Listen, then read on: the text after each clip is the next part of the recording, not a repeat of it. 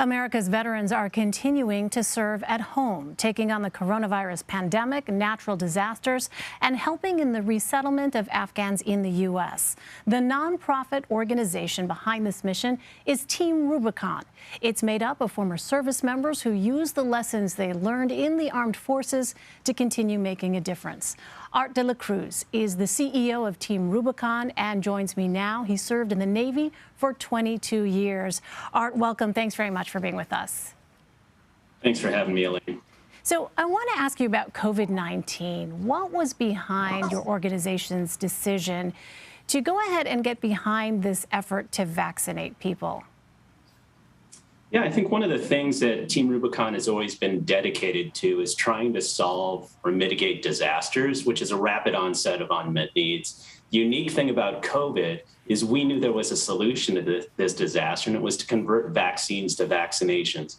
We also knew the speed of delivery and the ability to reach communities across the country would take an all-of-nation effort. And fortunately, our group of men and women were equipped and ready to help aid agencies like FEMA and local hospitals and other clinics to ensure they could do what they had to do as doctors and nurses. We'd take care of queuing up cars and taking registrations and ensuring people had an opportunity to convert a vaccine to a vaccination. You know, this effort is taking place at a time where, as you know, this issue of vaccinations, like so many other issues, has become highly politicized. Has that impacted your mission at all when it comes to these vaccination efforts?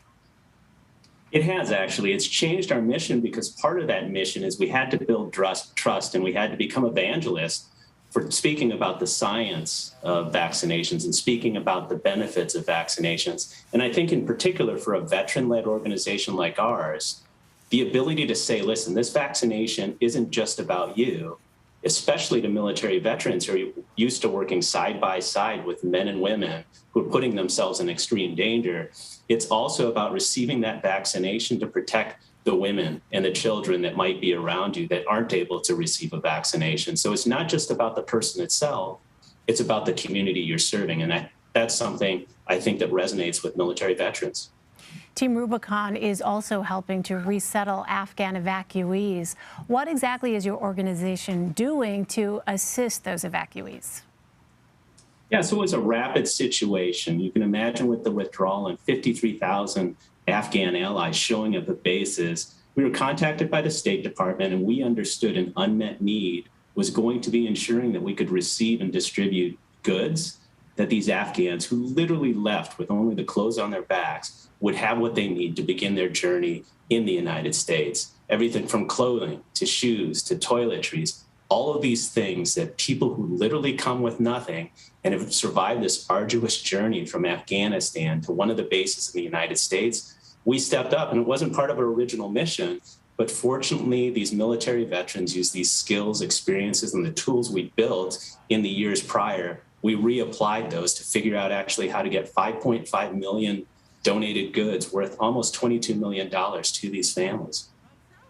Well, part of your organization's mission statement is helping veterans transition back to civilian life.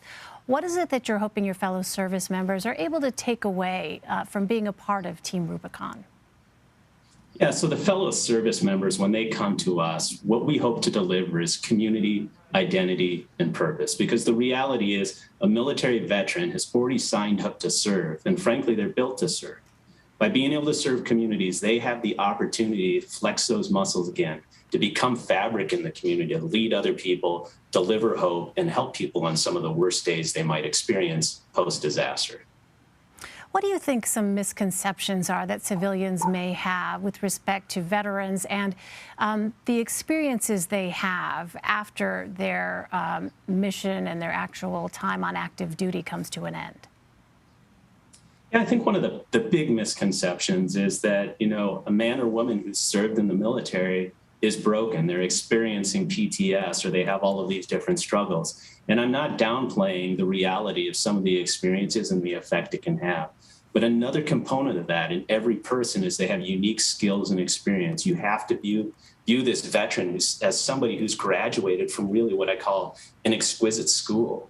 They've been to places other people haven't. They've had responsibilities and made decisions life decisions that were incredibly important, and we can view those as assets. And instead of viewing a veteran as a potential liability or a person that's broken, it's actually a person who has incredible things that they can contribute to society if you just ask them. And I wonder what your thoughts are on this Veterans Day. What does Veterans Day mean to you personally? I read that you are the son of immigrants from the Philippines. You served in the Navy, as we said, for 22 years. What are your thoughts on this Veterans Day? Yeah, I think personally for me, the thoughts they always circle back to the people. Over the course of 22 years, I had the opportunity to work with, to follow, to lead, to rely on, people that were everything from 17 to 50 years old, everything from a kid right out of high school to an admiral. And I remember the people. I remember the dedication they had to each other. I remember the dedication they had to our mission. And I just remember, how amazing they are in being willing to sacrifice their time to demonstrate their love for this country and to act to defend it. Team Rubicon CEO Art delaCruz. Art, thanks very much for joining us, and happy Veterans Day. Thank you for having us, Elaine.